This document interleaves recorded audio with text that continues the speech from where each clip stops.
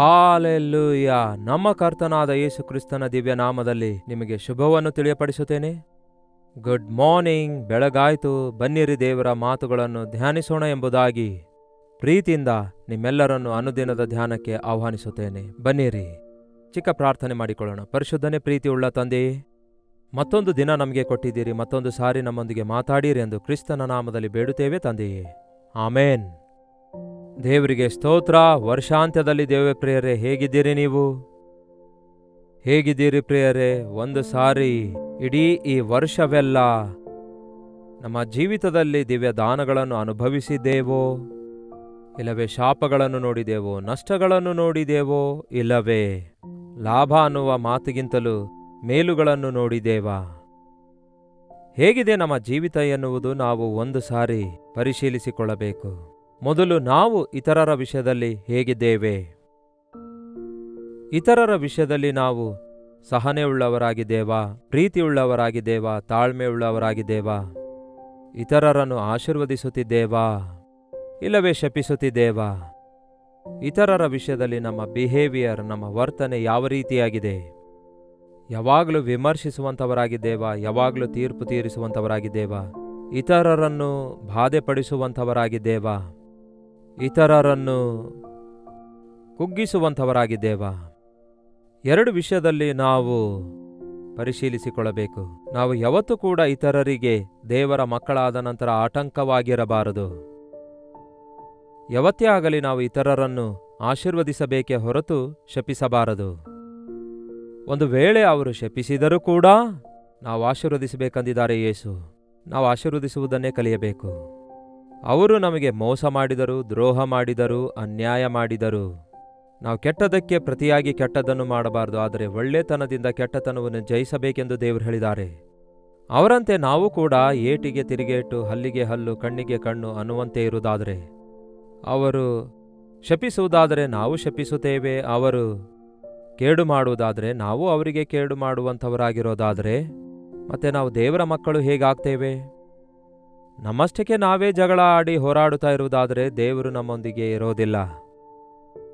ನಾವು ಸಹಿಸಿಕೊಳ್ಳುವಾಗ, ತಾಳಿಕೊಳ್ಳುವಾಗ, ಕ್ಷಮಿಸುವಾಗ, ಇತರರನ್ನು ಆಶೀರ್ವದಿಸುವಾಗ ನಮ್ಮನ್ನು ಗಮನಿಸಿದಂತಹ ಕರ್ತನು ನಮ್ಮನ್ನು ಕನಿಕರಿಸುತ್ತಾರೆ, ನಮ್ಮನ್ನು ಕ್ಷಮಿಸುತ್ತಾರೆ, ನಮ್ಮನ್ನು ಆಶೀರ್ವದಿಸುತ್ತಾರೆ. ನೀವು ನಿಮ್ಮ ನೆರೆಯವರನ್ನು ಕ್ಷಮಿಸದೆ ದೇವರನ್ನು ನನ್ನನ್ನು ಕ್ಷಮಿಸಿರಿ ಎಂದು ಹೇಗೆ ದೇವರಿಗೆ ಕೇಳಲಿಕ್ಕಾಗುತ್ತೆ? ನಿಮ್ಮ ನೆರೆಯವರನ್ನು ಶಪಿಸುತ್ತಾ ದೇವರೇ ನನಗೆ ಆಶೀರ್ವಾದ ಬೇಕು ಅನ್ನುವುದಾದರೆ ಹೇಗೆ ಸಿಗುತ್ತವೆ? ಯಾವತ್ತೇ ಆಗಲಿ ಇದನ್ನು ಚೆನ್ನಾಗಿ ನೆನಪಿನಲ್ಲಿಟ್ಕೊಳ್ಳಿ. ನಮಗೆ ಎಲ್ಲರೂ happy new year, blessed new year ಎಂಬುದಾಗಿ ಇವಾಗಿನಿಂದಲೇ ಬಹಳಷ್ಟು ಜನ ವಿಶ್ ಮಾಡಲು ಆರಂಭಿಸಿದ್ದಾರೆ. ಒಂದು ನೂತನ ವರ್ಷದಲ್ಲಿ ನಮಗೆ ಆಶೀರ್ವಾದಗಳು ಬೇಕೆನ್ನುವುದಕ್ಕಾಗಿ ತಾನೇ ಎಲ್ಲರೂ ಕಾದು ಎದುರು ನೋಡ್ತಿರೋದು. ಮತ್ತೆ ಇದೇ ಸೇಮ್ ಜೀವಿತ, ಇದೇ ಶಾಪಗಳು, ಇದೇ ನಷ್ಟ ಕಷ್ಟಗಳು ಉಂಟಾಗಬೇಕು. ಮತ್ತೊಂದು ಹೊಸ ವರ್ಷದಲ್ಲಿ ಅವುಗಳು ಬೇಕು. ಬಟ್ ಹೊಸ ವರ್ಷದಲ್ಲಿ ನಾವು ಆಶೀರ್ವಾದ ಹೊಂದಿಕೊಳ್ಳಬೇಕಾದರೆ ಹೇಗೆ ಅವು ನಮಗೆ ದೊರಕುತ್ತವೆ? ನಿಮ್ಮ ಮನಸ್ಸು ಸಿದ್ಧಗೊಳ್ಳದೆ, ನೀವು ಕ್ಷಮಿಸಲಾರದೆ, ನೀವು ಇತರರನ್ನು ಆಶೀರ್ವದಿಸಲಾರದೆ, ನೀವು ದೇವರ ಪ್ರೀತಿಯನ್ನು ವ್ಯಕ್ತಪಡಿಸಲಾರದೆ ಹೇಗೆ ನೀವು ದೇವರ ಪ್ರೀತಿಯನ್ನು ಅನುಭವಿಸಬಲ್ಲಿರಿ? ಹೇಗೆ ಇತರರನ್ನು ಕ್ಷಮಿಸಬಲ್ಲಿರಿ? ಇದನ್ನು ಯಾವಾಗಲೂ ಕೂಡ ಮುಖ್ಯವಾಗಿ ಯಾವಾಗಲೂ ನೆನಪು ಮಾಡಿಕೊಳ್ಳುತ್ತಾ ದೇವರ ಮುಂದೆ ಸರಿಪಡಿಸಿಕೊಳ್ಳಿರಿ. ಕೀರ್ತನೆ 109, ಆಮೇಲೆ ನೀವು ಪೂರ್ತಿ ಅಧ್ಯಾಯ ಓದಿ ನೋಡಿ. ಈಗ ಕೇವಲ ವಚನ 17 ಓದುತ್ತೇನೆ ಕೇಳಿ. ಶಪಿಸುವುದು ಇಷ್ಟವಾಗಿದ್ದದ್ದರಿಂದ ಅದು ಅವನಿಗೆ ಬಂತು. ಶಪಿಸುವುದು ಇಷ್ಟವಾದವನಿಗೆ ಅಂತೆ ಆ ಶಾಪ ತಿರುಗಿ ಅವನ ಮೇಲೆ ಬರುತ್ತಂತೆ. ಒಂದು ಸಾರಿ ಆಲೋಚಿಸಿರಿ, ಇತರರನ್ನು ನಾವು ಶಪಿಸುತ್ತಿರುವಾಗ ಆ ಶಾಪ ನಿಮಗೆ ಉಂಟಾಗುತ್ತೆ ಎನ್ನುವಾಗ ಹೇಗಿರುತ್ತೆ ಊಹಿಸಿಕೊಳ್ಳಿ. ತಕ್ಷಣ ದುಡುಕಿ ಬಾಯಿಗೆ ಬಂದಂತೆ ಮಾತಾಡ್ತೇವೆ, ನೀನು ನಾಶವಾಗಿ ಹೋಗುತ್ತೀ ಅನ್ನುತ್ತೇವೆ. ಅದೇ ನಾಶ ನಿಮಗೆ ಬಂದರೆ ಒದ್ದಾಡುತ್ತೀರಲ್ಲವೇ? ಹೌದಲ್ಲವೇ? ನೀವು ಯಾವ ಪ್ರಯೋಜನಕ್ಕೆ ಬರೋದಿಲ್ಲ ಅನ್ನುತ್ತೇವೆ. ನಾನು ಯಾವ ಪ್ರಯೋಜನಕ್ಕೆ ಬರೋದಿಲ್ಲ ಅಂದುಕೊಳ್ಳೋದಿಲ್ವಲ್ಲ? ಇತರರನ್ನು ನಾವು ಯಾವಾಗ ಶಪಿಸುತ್ತೇವೋ ಆ ಶಾಪ ನಮಗೆ ಉಂಟಾಗುತ್ತೆ. ಶಪಿಸುವುದು ಇಷ್ಟವಾಗಿದ್ದರಿಂದ ಅದು ಅವನಿಗೆ ಬಂತು. ಶಪಿಸುವಂಥವರು ಶಪಿಸಲ್ಪಡುತ್ತಾರೆ. ಇನ್ನೊಂದು ಮಾತು ನೋಡಿ, ಆಶೀರ್ವದಿಸುವುದು ಇಷ್ಟವಿಲ್ಲದ್ದರಿಂದ ಅದು ಅವನಿಗೆ ದೂರವಾಯಿತಂತೆ. ಆಶೀರ್ವದಿಸುವುದು ಅವನಿಗೆ ಇಷ್ಟವಿಲ್ಲದ್ದರಿಂದ ಅದು ಅವನಿಗೆ ದೂರವಾಯ್ತಂತೆ. ಆಶೀರ್ವಾದ ಬೇಕು ನನಗೆ, ನಾನು ಆಶೀರ್ವದಿಸಲ್ಪಡಬೇಕೆನ್ನುವುದು ಯಾರಿಗೂ ಆಸೆ ಇಲ್ಲ ಪ್ರಿಯರೇ. ಏನೋ ಕಷ್ಟಪಟ್ಟು ದುಡ್ಡು ಸಂಪಾದಿಸಿರುವಂತೆ, ಏನೋ ಕಷ್ಟಪಟ್ಟು ಈ ಲೋಕದಲ್ಲಿ ದೊಡ್ಡ ವ್ಯಕ್ತಿಗಳಾಗಬೇಕೆಂದು ಪ್ರಯತ್ನ ಮಾಡ್ತಿರ್ತಾರೆ. ನಮ್ಗೆ ಯಾರೂ ಆಶೀರ್ವದಿಸುವ ಅವಶ್ಯಕತೆ ಇಲ್ಲ, ಯಾರೂ ನಮಗೆ ಬೇಕಾಗಿಲ್ಲ. ನಮ್ಮಷ್ಟಕ್ಕೆ ನಾವೇ ಬಹಳ ಕಷ್ಟಪಟ್ಟು ಅಡ್ಡ ದಾರಿ ಹಿಡಿದು ಹೇಗಾದರೂ ಮಾಡಿ ದೊಡ್ಡ ವ್ಯಕ್ತಿಗಳಾಗಬೇಕು, ಐಶ್ವರ್ಯವಂತರಾಗಬೇಕೆಂದು ಈ ಲೋಕದಲ್ಲಿ ಪ್ರತಿ ಮನುಷ್ಯನು ಹೋರಾಡುತ್ತಿರುವಂತೆ ನೋಡುತ್ತೇವೆ. ಹಿರಿಯರ ಆಶೀರ್ವಾದ ಅಗತ್ಯವಿಲ್ಲ, ತಂದೆ ತಾಯಿಗಳ ಆಶೀರ್ವಾದ ಅಗತ್ಯವಿಲ್ಲ, ದೇವರ ಆಶೀರ್ವಾದಗಳು ಅಗತ್ಯವಿಲ್ಲ. ನಾನೇ ನನ್ನನ್ನು ನಾನು ಹೆಚ್ಚಿಸಿಕೊಳ್ಳಬಲ್ಲೆ ಅಂದುಕೊಳ್ಳುವವರು ತಗ್ಗಿಸಲ್ಪಡುತ್ತಾರೆ. ಆಶೀರ್ವಾದ ಇಷ್ಟವಿಲ್ಲದ್ದರಿಂದ ಅದು ಅವನಿಂದ ದೂರವಾಗುತ್ತದೆ. ಶಾಪ ಅವನಿಗೆ ಇಷ್ಟವಾದದ್ದರಿಂದ ಎಲ್ಲರನ್ನೂ ಶಪಿಸುತ್ತಾ ಇರುವುದರಿಂದ ಆ ಶಾಪ ಅವನ ಮೇಲೆಯೇ ಬರುತ್ತೆ. ಒಂದು ಸಾರಿ ಆಲೋಚಿಸಿರಿ, ವರ್ಷದ ಅಂತ್ಯದಲ್ಲಿ ಎಷ್ಟು ಸಾರಿ ನೀವು ಇತರರನ್ನು ಯಾವ ಯಾವ ರೀತಿಯಾಗಿ ಶಪಿಸಿದ್ದೀರೆಂದು. ಕ್ಷಮಿಸಿದ್ದೀರಿ ಎನ್ನುವುದು ಕೂಡ ಯೋಚಿಸಿ. ಎಷ್ಟು ಸಾರಿ ಕ್ಷಮಿಸಿದ್ದೀರಿ, ಎಷ್ಟು ಸಾರಿ ಶಪಿಸಿದ್ದೀರಿ. ಕೋಪ ಬಂದಾಗೆಲ್ಲ ಕೆಲವರು ಶಪಿಸುತ್ತಾ ಇರ್ತಾರೆ. ಹೆತ್ತ ತಂದೆ ತಾಯಿಗಳಿಗೆ ಈ ದಿನ ಮಕ್ಕಳು ಶಪಿಸುತ್ತಾರೆ ಪ್ರೇಯರೆ. ನಿಮ್ಮ ಬಾಯಿಯೊಳಗಡೆಯಿಂದ ಶಾಪನಾರ್ಥಗಳು ಬರಗೊಡಿಸಬೇಡಿ. ಬಹಳಷ್ಟು ಸಾರಿ ಅವು ನೆರವೇರುತ್ತವೆ. ನಿಮ್ಮ ಮಕ್ಕಳಿಗೆ ನೀವು ದಯವಿಟ್ಟು ದೂಷಿಸದೆ ತಿದ್ದಿರಿ, ಗದರಿಸಿರಿ, ಅವರನ್ನು ಎಚ್ಚರಿಸಿರಿ, ಸರಿಪಡಿಸಿರಿ, ಆದರೆ ಶಪಿಸಬೇಡಿರಿ. ನಮ್ಮ ಬಾಯಿಯಿಂದ ಶಾಪನಾರ್ಥಗಳು ಬರಬಾರದು. ಆಶೀರ್ವಾದದ ನುಡಿಗಳೇ ಬರಬೇಕು, ಸ್ತುತಿಯ ನುಡಿಗಳೇ ಬರಬೇಕು. ಆಲೋಚಿಸಿರಿ, ಎಷ್ಟು ಸಾರಿ ಶಪಿಸಿಲ್ಲ. ನಿಮ್ಮ ವಿರೋಧಿಗಳನ್ನು ಕೂಡ ಶಪಿಸಬಾರದು. ಹಾಗೆ ಬಾಯಿ ಮುಚ್ಕೊಂಡು ಕೂತ್ಕೊಂಡ್ರೆ ನೀವು ಕೈಲಾಗದವರು ಎಂಬುದಾಗಿ ಹೇಳ್ತಾರಲ್ಲವೇ. ಬೇರೆಯವರು ಶಪಿಸುವಾಗ ಬೈಯುವಾಗ ನಾವು ಹೇಗೆ ಬೈಲಾರದೆ ಇರಬೇಕಾಗುತ್ತೆ? ಅವರಿಷ್ಟು ದ್ರೋಹ ಮಾಡ್ತಿರುವಾಗ, ಮೋಸ ಮಾಡ್ತಿರುವಾಗ, ಹೀಗೆ ನಿಂದಿಸುತ್ತಿರುವಾಗ, ಅಪನಿಂದನೆ ನಮ್ಮ ಮೇಲೆ ಹೊರುತ್ತಿರುವಾಗ, ನಮ್ಮ ಬಗ್ಗೆ ಕೆಟ್ಟದಾಗಿ ಎಲ್ಲರಿಗೂ ತಿಳಿಸುತ್ತಾ ಇರುವಾಗ, ಸೋಷಿಯಲ್ ಮೀಡಿಯಾದಲ್ಲಿ ನಮ್ಮ ಬಗ್ಗೆ ಸುಮ್ಮನೆ ಏನೋ ನಿಂದೆಯನ್ನು ಹೊರಿಸಿ ವಿಮರ್ಶಿಸುವಾಗ ನಾವು ಬಾಯಿ ಮುಚ್ಕೊಂಡು ಹೇಗೆ ಇರಬೇಕನ್ನುತ್ತೀರಿ ಎಂದು ಕೇಳಬೇಡಿರಿ. ನೀವು ಬಾಯಿ ಮುಚ್ಕೊಂಡಿರಿ, ಆದರೆ ಕರ್ತನು ನಿಮ್ಮ ಪಕ್ಷದಲ್ಲಿದ್ದುಕೊಂಡು ನಿಮಗೋಸ್ಕರ ಬಾಯಿ ತೆರೆದು ನಿಮಗೆ ನ್ಯಾಯ ಮಾಡುವುದು ಮಾತ್ರವಲ್ಲದೆ ನಿಮ್ಮ ವಿರೋಧಿಗಳನ್ನೆಲ್ಲ ತುಳಿದು ಬಿಡುತ್ತಾರೆ. ದಾವೀದನ ಬಗ್ಗೆ ನಿಮ್ಮೆಲ್ಲರಿಗೂ ಗೊತ್ತೇ ಇದೆಯಲ್ಲವೋ. ದಾವೀದನ ಮಗನಾದ ಅಬ್ಷಾಲೋಮನು ತಿರುಗಿ ಬೀಳ್ತಾನೆ. ಅಬ್ಷಾಲೋಮನು ದಾವೀದನ ವಿರುದ್ಧ ಯುದ್ಧಕ್ಕೆ ಬಂದರೆ, ನನ್ನ ಮಗನೊಂದಿಗೆ ನಾನು ಯುದ್ಧ ಮಾಡೋದೇನು?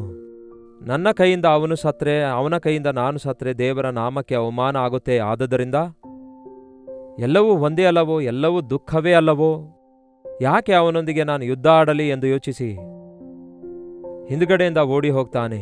ತಲೆ ಮೇಲೆ ಬಟ್ಟೆ ಹೊದ್ಕೊಂಡು ಕಾಲಿಗೆ ಚಪ್ಪಲಿ ಕೂಡ ಹಾಕಿಕೊಳ್ಳದೆ ಅಳುತ್ತಾ ಓಡಿ ಹೋಗ್ತಾನೆ ಪ್ರೇರೆ ದಾವೀದನು. ಕೈಲಾಗದವನಾಗಿ ಅಲ್ಲ, ತನ್ನ ಸ್ವಂತ ಮಗನಿಗೆ ನಾಶ ಮಾಡಬಾರದೆಂದು. ಮಗನು ತಂದೆಗೆ ವಿರುದ್ಧವಾಗಿ ತಿರುಗಿ ಬಿದ್ದು ಶಾಪಗ್ರಸ್ತನಾಗಬಾರದು ಎಂದು ಭಾವಿಸಿದ. ತಂದೆಯನ್ನು ದೂಷಿಸುವವನು, ತಾಯಿಗೆ ತಿರುಗಿ ಬೀಳುವವನು ಶಾಪಗ್ರಸ್ತನು ಎಂದು ಬೈಬಲ್ ಹೇಳುತ್ತದೆ. ಇತರರು ಶಾಪಗ್ರಸ್ತರಾಗುವುದಕ್ಕಾಗಿ ನಾವು ಅವಕಾಶ ಕೊಡಬಾರದು. ನಿಮ್ಮ ವಿರೋಧಿಗಳನ್ನು ಕೂಡ ನೀವು ಶಪಿಸಬಾರದು. ಅದನ್ನೇ ಯೇಸು ಕೂಡ ಮಾಡಿದ್ದಾರೆ. ಆತನನ್ನು ನಂಬಿದ ಆತನ ಮಕ್ಕಳಾದ ನಾವು ಹಾಗೆ ಇರಬೇಕು. ಅಷ್ಟೇ ಅಲ್ಲ, ನೀವು ಕ್ಷಮಿಸುವವರೆಗೂ ನೀವು ಪ್ರಶಾಂತವಾಗಿರುತ್ತೀರಿ. ನೀವು ಸಹಿಸಿಕೊಳ್ಳುವವರೆಗೂ ಕ್ರಿಸ್ತನನ್ನು ನಿಮ್ಮಲ್ಲಿ ತೋರಿಸುತ್ತೀರಿ. ಆ ದಾವೀದನಿಗೆ ಛೀ ಹೋಗು ಎಂಬುದಾಗಿ ಅವನನ್ನು ಶಪಿಸುತ್ತಾ ಹೋಗುತ್ತಿರುವಾಗ ಅವನ ಬಗ್ಗೆ ಏನಂತ ಇದೆ ಬೈಬಲಲ್ಲಿ ನೋಡಿ. 2 ಸಾಮುವೇಲ ಪುಸ್ತಕ 16ನೇ ಅಧ್ಯಾಯ 7ನೇ ವಚನ ಓದುತ್ತಿದ್ದೇನೆ ಕೇಳಿ. ಶಿಮ್ಮಿ ಅನ್ನುವಂಥವನು ಹೀಗೆ ಹೇಳ್ತಾನೆ, ನಡೆ ಕೊಲೆಗಾರನೇ, ನೀಚನೆ, ನಡೆ ಅನ್ನುತ್ತಾನೆ. ಛೀ ಹೋಗು. ಸೌಲನ ರಾಜ್ಯವನ್ನು ಕಸಕೊಂಡು ಅವನ ಮನೆಯವರನ್ನು ಕೊಂದಾಕಿದ್ದಕ್ಕಾಗಿ ಯೆಹೋವನು ನಿನಗೆ ಮುಯ್ಯಿ ತೀರಿಸಿದ್ದಾನೆ ಎಂದು ಹೀಗೆ ಇಷ್ಟ ಬಂದಂತೆ ಮಾತಾಡ್ತಿದ್ದಾನೆ. ಏನಂತೆ? ಕೊಲೆಗಾರನೇ, ದುರ್ಮಾರ್ಗಿಯೇ, ಛೀ ಹೋಗು. ಅಬ್ಬಾ, ನಮ್ಗೆ ಯಾರಾದರೂ ಅಂತ ಮಾತಾಡೋದಾದ್ರೆ, ಆ ರೀತಿ ಏನಾದರೂ ಹೇಳಿದ್ರೆ ನಮಗೆಷ್ಟು ಕೋಪ ಬರುತ್ತೆ ಅಲ್ಲವೇ? ಹೌದಲ್ಲ? ತಿರುಗಿ ಏನೇನೋ ಬೈಯುತ್ತಾರಲ್ಲವೇ? ನೀನೇ ಪರಮ ದುರ್ಮಾರ್ಗಿ ಅನ್ನುತ್ತಾರಲ್ಲವೇ? ಆದರೆ ದಾವೀದನು ಮುರಿದ ಮನಸ್ಸುಳ್ಳವನಾಗಿದ್ದನು, ದೇವರ ಮೇಲೆ ನಂಬಿಕೆ ಇಟ್ಟವನಾಗಿದ್ದನು. ತನ್ನ ಜೀವಿತದಲ್ಲಿ ಯಾವುದು ಕೂಡ ದೇವರ ಅನುಮತಿಯಿಲ್ಲದೆ ನಡೆಯುವುದಿಲ್ಲ ಎಂದು ನಂಬಿದವನಾದುದರಿಂದ ದಾವೀದನ ಹತ್ತಿರದಲ್ಲಿದ್ದ ಅಭಿಷೈ ಶಮ್ಮಿಯನ್ನು ನೋಡಿ ಕೋಪಗೊಳ್ಳುತ್ತಾನೆ. ಅವನು, ದಾವೀದನೇ, ನಿನ್ನನ್ನು ಯಾಕೆ ಶಪಿಸುತ್ತಿದ್ದಾನೆ? ಅವನನ್ನು ಕೊಂದಾಕಲು ಒಂದಪ್ಪಣೆ ಕೊಡು, ನಾನು ಕೊಂದಾಕ್ತೇನೆ ಅನ್ನುತ್ತಾನೆ. ಆಗ ದಾವೀದನು, ಆಯ್ತು ನೋಡ್ಕೋ, ಕೊಂದಾಕು ಅನ್ನಲಿಲ್ಲ. ಏನನ್ನುತ್ತಾನೆ ಗೊತ್ತಾ? ಅವನನ್ನು ಶಪಿಸಲು ಬಿಡಿರಿ, ದಾವೀದನನ್ನು ಶಪಿಸಬೇಕೆಂದು ಯೆಹೋವನು ಅವನಿಗೆ ಹೇಳಿರುವುದಾದರೆ ನೀನು ಯಾಕೆ ಹೀಗೆ ಮಾಡುತ್ತಾ ಇದ್ದಿ ಎಂದು ಆತನಿಗೆ ಆಕ್ಷೇಪಣೆ ಮಾಡುವವರು ಯಾರು?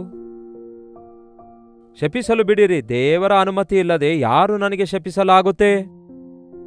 ದೇವರು ಅನುಮತಿಸಿರುವುದರಿಂದಲೇ ಅವನ ಬಾಯಿಂದ ಶಾಪನಾರ್ಥ ಬರುತ್ತಿವೆ. ಅದನ್ನು ಯಾಕೆ ಆಕ್ಷೇಪಣೆ ಮಾಡಬೇಕು? ಮತ್ತೇನನ್ನುತ್ತಾನೆ? ನನ್ನ ಹೊಟ್ಟೆಯಲ್ಲಿ ಹುಟ್ಟಿರುವ ಮಗನೇ ನನಗೆ ವಿರುದ್ಧವಾಗಿ ತಿರುಗಿ ಬಿದ್ದಿರುವಾಗ, ಅವನು ಯಾರೋ ಬೇರೆಯವನು ನನಗೆ ಬಾಧೆಪಡಿಸಿ ನನ್ನನ್ನು ಶಪಿಸುತ್ತಿರುವಾಗ ತಪ್ಪೇನು? ಈ ಪ್ರಕಾರವಾಗಿ ಮಾಡುವುದು ಆಶ್ಚರ್ಯ ಏನೆಂಬುದಾಗಿ ಚೆರೆಯೂಳ ಮಗನಾದ ಅಭಿಷೈ ಹೇಳ್ತಾನೆ. ಯೆಹೋವನು ಅವನಿಗೆ ಅನುಮತಿಸಿರುವುದರಿಂದ ಅವನು ಶಪಿಸಲು ಬಿಡಿರಿ ಅನ್ನುತ್ತಾನೆ. ದೇವರು ಅನುಮತಿಸಿರುವುದರಿಂದ ಶಪಿಸಲು ಬಿಡಿರಿ ಅನ್ನುತ್ತಾನೆ. ಯೆಹೋವನು ನನ್ನ ಶ್ರಮೆಯನ್ನು ಲಕ್ಷ್ಯವಿಡುವನೇನೋ? ಅವನು ನುಡಿದಿರುವ ಶಾಪಗಳಿಗೆ ಬದಲಾಗಿ ಯೆಹೋವನು ನನಗೆ ಉಪಕಾರ ಮಾಡುವನೇನೋ? ಹೇಗಿದೆ ನೋಡಿ. ಯಾವ ಶಾಪ ನಿಮಗೆ ಉಂಟಾಗೋದಿಲ್ಲ ಪ್ರಿಯರೇ. ನಂಬಿರಿ, ದೇವರು ನಿಮ್ಮನ್ನು ಕಾಪಾಡುತ್ತಾರೆ. ಯಾರೋ ಏನೋ ಅಂದಿದ್ದಾರೆ ಅಂದುಕೊಂಡು ಅಳ್ತಾ ಕೂತ್ಕೊಳ್ಬೇಡಿ. ಅವರು ಶಪಿಸಿದ್ದಾರೆ, ಅದಕ್ಕೆ ನಾನು ಇಂತಹ ಬಾಧೆಯಲ್ಲಿದ್ದೇನೆ, ಇಂತಹ ಪರಿಸ್ಥಿತಿಯಲ್ಲಿದ್ದೇನೆ. ನೀನು ನಾಶವಾಗುತ್ತಿ ಅಂದಿದ್ದಾರೆ, ನಿನ್ನ ಬದುಕಿರೋದೇ ಇಷ್ಟೇ, ನೀನು ಉದ್ಧಾರ ಆಗೋದಿಲ್ಲ ಅಂದಿದ್ದಾರೆ. ಹೀಗೆ ಅದನ್ನೇ ಯೋಚಿಸಿ ಅಳ್ತಾ ಕೂತಿದ್ದೀರಾ? ಅಗತ್ಯವಿಲ್ಲ. ನೀವು ಮೌನವಾಗಿದ್ದು ದೇವರ ಮುಂದೆ, ದೇವರೇ ನನ್ನನ್ನು ನೋಡಿರಿ, ನನ್ನ ಮೇಲಿರುವ ನಿಂದೆಗಳನ್ನು ನೋಡಿರಿ ಎಂದು ಹೇಳುವುದಾದರೆ, ಅವರ ಶಾಪಗಳನ್ನು, ಅವರ ಹೊಟ್ಟೆ ಕಿಚ್ಚನ್ನು, ಅವರ ಕೇಡನ್ನು, ನಿಮಗುಂಟು ಮಾಡಿರುವ ವೇದನೆಯನ್ನು ದೇವರು ನಿಮಗೆ ಮೇಲುಕರವಾಗಿ ಆಶೀರ್ವಾದಕರವಾಗಿ ಮಾರ್ಪಡಿಸ್ತಾರೆ. ಅಲ್ಲಿವರೆಗೂ ಕಾದಿರಬೇಕು.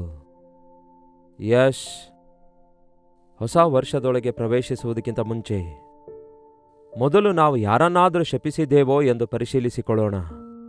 ಅದರ ವಿಷಯದಲ್ಲಿ ನಾವು ಪಶ್ಚಾತ್ತಾಪ ಪಡೋಣ, ಕ್ಷಮಿಸೋಣ, ಸಹಿಸೋಣ, ತಾಳಿಕೊಳ್ಳೋಣ, ದೇವರ ಪ್ರೀತಿಯನ್ನು ತೋರಿಸೋಣ. ಕೇಡಿಗೆ ಪ್ರತಿಕೇಡು ಮಾಡದೆ ಒಳ್ಳೆಯದರಿಂದ ಜಯಿಸೋಣ. ಒಂದು ವೇಳೆ ಯಾರಾದರೂ ನಿಮ್ಮನ್ನು ಶಪಿಸಿರುವುದಾದರೆ, ನೀವು ಅವರ ಮೇಲೆ ಬೇಸರ ಬೆಳೆಸಿಕೊಂಡಿದ್ದೀರಾ, ನೀವು ಕುಗ್ಗಿ ಹೋದವರಾಗಿ, ನಿರಾಶರಾಗಿ, ಡಿಸ್ಕರೇಜ್ ಆಗಿದ್ದೀರಾ, ಈ ವಿಷಯ ಜ್ಞಾಪಕದಲ್ಲಿಟ್ಕೊಳ್ರಿ. ದೇವರು ನಿಮಗೆ ಆ ಶಾಪವನ್ನು ಆಶೀರ್ವಾದಕರವಾಗಿ ಮಾರ್ಪಡಿಸುತ್ತಾರೆ. ದೇವರು ಅನುಮತಿಸಿದ ಹೊರತು ನಮಗೆ ಯಾರೂ ಕೂಡ ಶಪಿಸಲಾರರು. ಇನ್ನೊಂದು ರೀತಿಯಲ್ಲಿ ಹೇಳಬೇಕಾದರೆ, ಅವರ ಶಾಪಗಳು ಯಾವುದೂ ಕೂಡ ನಮ್ಮ ಮೇಲೆ ಕಾರ್ಯ ಮಾಡೋದಿಲ್ಲ. ಮತ್ತೊಮ್ಮೆ ಕೀರ್ತನೆ 109ನೇ ಅಧ್ಯಾಯದಲ್ಲಿ ನೋಡುವುದಾದರೆ, ಶಪಿಸುವುದು ಅವನಿಗೆ ಇಷ್ಟವಾದದ್ದರಿಂದ ಅದು ಅವನಿಗೆ ಬಂತು, ಆಶೀರ್ವದಿಸುವುದು ಅವನಿಗೆ ಇಷ್ಟವಿಲ್ಲದರಿಂದ ಅದು ಅವನಿಗೆ ದೂರವಾಯಿತು ಎಂದು 17ನೇ ವಚನ ಹೇಳುತ್ತೆ. ಈಗ 27ನೇ ವಚನ ನೋಡಿ. ಆಗ ಅವರು, ಇದು ನಿನ್ನ ಕೈ ಕೆಲಸವೆಂದು ಯೆಹೋವನಾದ ನೀನೇ, ಏನಂತೆ? ಯೆಹೋವನಾದ ನೀನೇ ಮಾಡಿದ್ದೀ ಎಂದು ಅವರು ತಿಳಿದುಕೊಳ್ಳುವರು. ನನಗೆ ಸಹಾಯ ಮಾಡು, ನಿನ್ನ ಕೃಪೆಯಿಂದ ನನ್ನನ್ನು ರಕ್ಷಿಸು.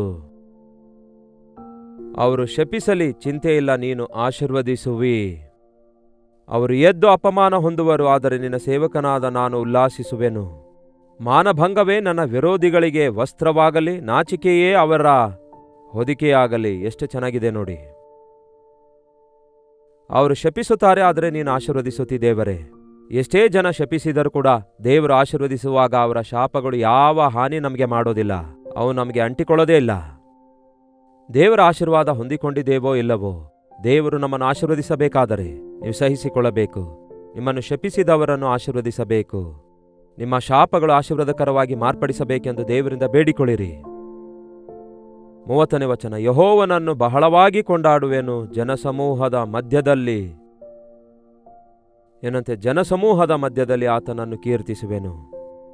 ಆತನು ದೀನನ ಬಲಗಡೆಯಲ್ಲಿ ನಿಂತುಕೊಂಡು ಪ್ರಾಣ ಶಿಕ್ಷೆ ವಿಧಿಸುವವರ ಕೈಯಿಂದ ತಪ್ಪಿಸಿ, ಏನಂತೆ? ಪ್ರಾಣ ಶಿಕ್ಷೆ ವಿಧಿಸುವವರ ಕೈಯಿಂದ ತಪ್ಪಿಸಿ ರಕ್ಷಿಸುವನು. ಆಶೀರ್ವದಿಸುವಾಗ ಕರ್ತನು ನಮ್ಮ ಬಲಗಡೆಯಲ್ಲಿರುತ್ತಾನೆ, ಶಪಿಸುವಾಗ ಸೈತಾನನು ನಿಮ್ಮ ಪಕ್ಕದಲ್ಲಿರುತ್ತಾನೆ. ನೋಡಿ, 31ನೇ ವಚನ ಹೇಳುತ್ತೆ, ಯೆಹೋವನು ಅವನ ಬಲಗಡೆಯಲ್ಲಿ ನಿಂತುಕೊಂಡಿರುವನು. ಅದೇ ರೀತಿಯಾಗಿ ಇದೇ 109ನೇ ಕೀರ್ತನೆ ವಚನ 6 ಹೇಳುತ್ತೆ, ದುಷ್ಟಾಧಿಕಾರಿಯನ್ನು ಅವನ ಮೇಲೆ ನೇಮಿಸು, ತಪ್ಪು ಹೊರಿಸುವವನನ್ನು ಅವನ ಬಲಗಡೆಯಲ್ಲಿ ನಿಲ್ಲಿಸು. ನಮ್ಮ ಬಲಗಡೆಯಲ್ಲಿ ಸೈತಾನನಿದ್ದಾನೋ ಇಲ್ಲವೇ ಕರ್ತನಿದ್ದಾನೋ? ಕರ್ತನಿರುವುದಾದರೆ ಆಶೀರ್ವದಿಸಲ್ಪಡ್ತೇವೆ, ಸೈತಾನನಿರುವುದಾದರೆ ಶಪಿಸಲ್ಪಡ್ತೇವೆ. ಇದೊಂದೇ ಮಾತು ಪ್ರಿಯರೇ. ಶಾಪಗಳು ನಿಮ್ಮ ಬಾಯಿಂದ ಬರ್ತಿರುವುದಾದರೆ ಶಾಪಗ್ರಸ್ತನಾದ ಸೈತಾನನು ನಿಮ್ಮ ಪಕ್ಕದಲ್ಲಿದ್ದು ನಿಮ್ಮನ್ನು ಪ್ರೇರೇಪಿಸ್ತಿದ್ದಾನೆಂದರ್ಥ. ಆಶೀರ್ವಾದದ ನುಡಿಗಳು ನಿಮ್ಮ ಬಾಯಿಯಲ್ಲಿ ಇರೋದಾದರೆ ಆಶೀರ್ವಾದದ ಕರ್ತನಾದ ದೇವರು ನಮ್ಮ ಪಕ್ಕದಲ್ಲಿದ್ದು ನಡೆಸುತ್ತಿದ್ದಾರೆಂದರ್ಥ. ಶಪಿಸುವವರನ್ನು ಬಿಟ್ಬಿಡ್ರಿ, ನೀವು ಆಶೀರ್ವದಿಸಿರಿ, ದೇವರು ನಿಮ್ಮನ್ನು ಆಶೀರ್ವದಿಸ್ತಾರೆ. ನಿಮ್ಮ ಬಾಯಿಯಿಂದ ಆಶೀರ್ವಾದ ನುಡಿಗಳೇ ಹೊರತು ಶಾಪದ ನುಡಿಗಳು ಬರಬಾರದು. ಒಂದೇ ಬಾವಿಯೊಳಗಿಂದ ಕಹಿಯಾದ ನೀರು ಸಿಹಿಯಾದ ನೀರು ಬರೋದಿಲ್ವಲ್ಲ, ಹಾಗೆಯೇ ಕೇಳಿ ಪ್ರಿಯರೇ, ಒಂದೇ ನಾಲಿಗೆಯಿಂದ ಆಶೀರ್ವಾದ ಶಾಪ 2 ಬರೋದಿಲ್ವಲ್ಲ ಎಂದು ಹೀಗೆ ಯಾಕೋಬ ಪತ್ರಿಕೆ 3ನೇ ಅಧ್ಯಾಯ ಹೇಳುತ್ತೆ. ಬನ್ನಿ ಪ್ರಾರ್ಥನೆ ಮಾಡಿಕೊಳ್ಳೋಣ. ಪರಿಶುದ್ಧ ದೇವರೇ, ನಿಮಗೆ ವಂದನೆಗಳು. ಆಶೀರ್ವಾದಕರವಾಗಿರುವ ಹೊಸ ವರ್ಷದಲ್ಲಿ ಪ್ರವೇಶಿಸಲು ಆಶಿಸುವ ನಾವು ಇತರರನ್ನು ಆಶೀರ್ವದಿಸುವುದಕ್ಕಾಗಿ, ಆಶೀರ್ವದಿಸಿ ಆಶೀರ್ವದಿಸಲ್ಪಡುವುದಕ್ಕಾಗಿ, ಸಹಿಸಿ ಸಹಿಸಲ್ಪಡುವುದಕ್ಕಾಗಿ, ಕ್ಷಮಿಸಿ ಕ್ಷಮಿಸಲ್ಪಡುವುದಕ್ಕಾಗಿ, ದಿವ್ಯದಾನ ಹೊಂದಲ್ಪಡುವುದಕ್ಕಾಗಿ, ನಮಗೆ ಹಾನಿ ಮಾಡಿದವರನ್ನು, ನಮಗೆ ಕೇಡು ಮಾಡಿದವರನ್ನು, ನಮ್ಮ ಮೇಲೆ ನಿಂದೆ ಹೊರಿದವರನ್ನು, ಅಪನಿಂದನೆ ಹೊರಿದವರನ್ನು, ನಮ್ಮನ್ನು ಅವಮಾನಗೊಳಿಸಿ ನಮಗೆ ಬಾಧೆಪಡಿಸಿದವರನ್ನು ನಾವು ಜ್ಞಾಪಕ ಮಾಡಿಕೊಂಡು ಅವರ ಮೇಲೆ ಕೋಪಗೊಳ್ಳದೆ, ಶಪಿಸದೆ, ದೂಷಿಸದೆ, ಕ್ಷಮಿಸುವುದಕ್ಕೆ, ಸಹಿಸುವುದಕ್ಕೆ, ನೀವು ಅನುಗ್ರಹಿಸುವ 100ರಷ್ಟು ಆಶೀರ್ವಾದ ಹೊಂದಿಕೊಳ್ಳುವುದಕ್ಕೆ ನಮ್ಮ ಪ್ರತಿಯೊಬ್ಬರಿಗೂ ಸಹಾಯ ಮಾಡಿರೆಂದು ಕ್ರಿಸ್ತನ ನಾಮದಲ್ಲಿ ಬೇಡಿ ಹೊಂದಿದ್ದೇನೆ ತಂದೆಯೇ, ಆಮೇನ್. ತಂದೆಯಾದ ದೇವರ ಪ್ರೀತಿಯೂ ಮಗನಾದ ಕ್ರಿಸ್ತನ ಕೃಪೆಯೂ ಆದರಣೆಕರ್ತನಾದ ಪವಿತ್ರಾತ್ಮನ ಸಹವಾಸವು ಕೂಡಿ ಬಂದಿರುವ ನಮ್ಮೆಲ್ಲರೊಂದಿಗೂ ಇಂದಿಗೂ ಸದಾಕಾಲಕ್ಕೂ ನಿಲೆಯಾಗಿರಲಿ, ಆಮೇನ್. ದೇವರಿಗೆ ಸ್ತೋತ್ರ. ಈ ಅನುದಿನದ ಧ್ಯಾನದಲ್ಲಿ ಪ್ರತಿದಿನ ವಾಕ್ಯ ಕೇಳುವಂತಹ ನೀವೆಲ್ಲರೂ ಎಷ್ಟೋ ಆಧ್ಯಾತ್ಮಿಕವಾದ ಬಲ ಹೊಂದುತ್ತಾ ಇದ್ದೀರೆಂದು ನಂಬುತ್ತೇನೆ. ಹಾಗೆಯೇ ನಿಮ್ಮ ಪ್ರಾರ್ಥನೆ ಮನವಿಗಳನ್ನು ಮೇಲಿಂದ ಮೇಲೆ ನಮಗೆ ಒಂದು ಟೆಕ್ಸ್ಟ್ ಇಲ್ಲವೇ ವಾಯ್ಸ್ ಮೆಸೇಜ್ ಮುಖಾಂತರ 8939731313 ನಂಬರ್ಗೆ ದಯವಿಟ್ಟು ಕಳಿಸಿರಿ. ನಿಮ್ಮ ಎಲ್ಲಾ ಪ್ರಾರ್ಥನಾ ಮನವಿಗಳಿಗಾಗಿ ನಾವು ಪ್ರಾರ್ಥಿಸ್ತಿದ್ದೇವೆ. ದೇವರ ಚಿತ್ತವಿರೋದಾದರೆ ಮತ್ತೆ ನಾಳೆ ಇದೇ ಸಮಯದಲ್ಲಿ ಅನುದಿನದ ಧ್ಯಾನದಲ್ಲಿ ಭೇಟಿಯಾಗೋಣ. ಅಲ್ಲಿವರೆಗೂ ದೇವರ ಮಹಾಕೃಪೆ ಯಾವಾಗಲೂ ನಿಮ್ಮೆಲ್ಲರೊಂದಿಗಿರಲಿ.